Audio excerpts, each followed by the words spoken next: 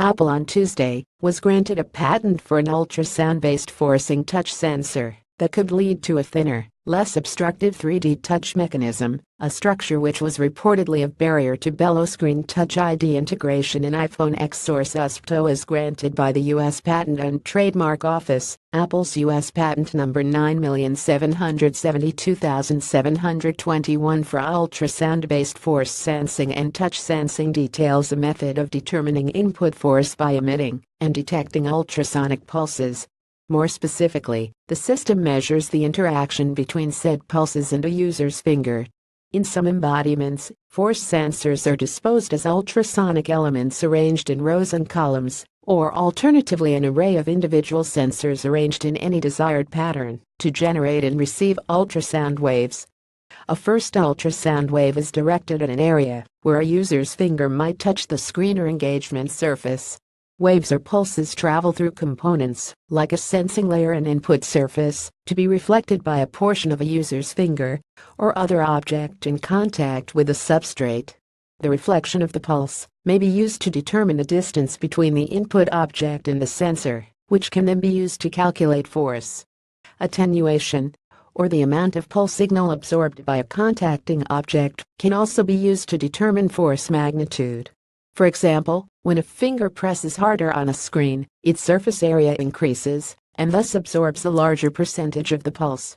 This data can be applied to augment detected force input calculations.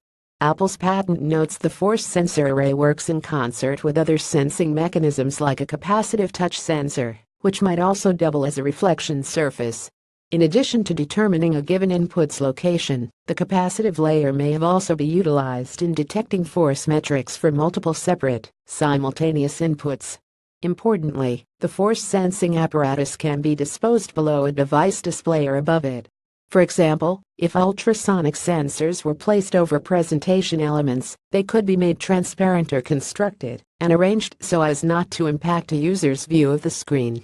This method is a departure from Apple's current force-sensing iPhone system, dubbed 3D Touch, which stacks multiple component layers beneath the smartphone's display.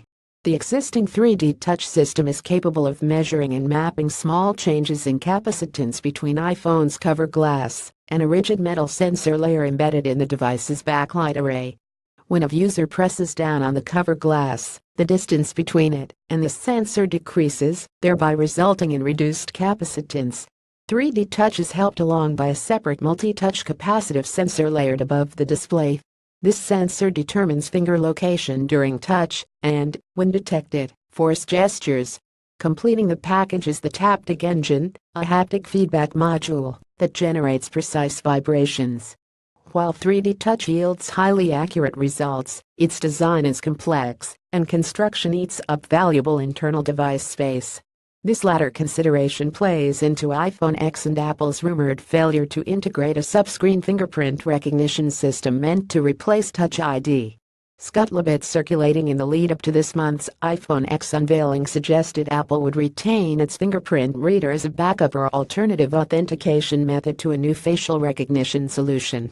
As is now known, the company scrapped Touch ID altogether, moving instead to the depth-sensing Face ID system.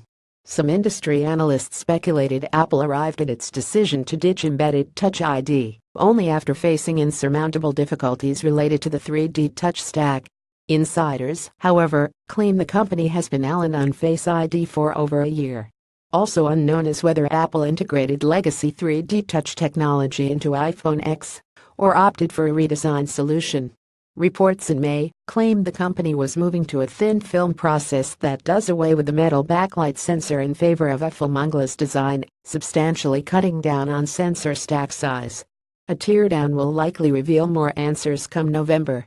In any case, the patent granted today could be a solution to technical troubles that supposedly thwarted under-screen Touch ID in iPhone X, and appears to be more accurate and robust than thin film options. Whether Apple plans to take advantage of the technology or continue full steam ahead with Face ID remains to be seen. Apple's ultrasonic force sensor patent was first applied for in June 2015 and credits Brian Q. Huppy, Martin P. Grumpainer, John G. Elias, Sinan Phillips and Stephen P. Hodelling as its inventors.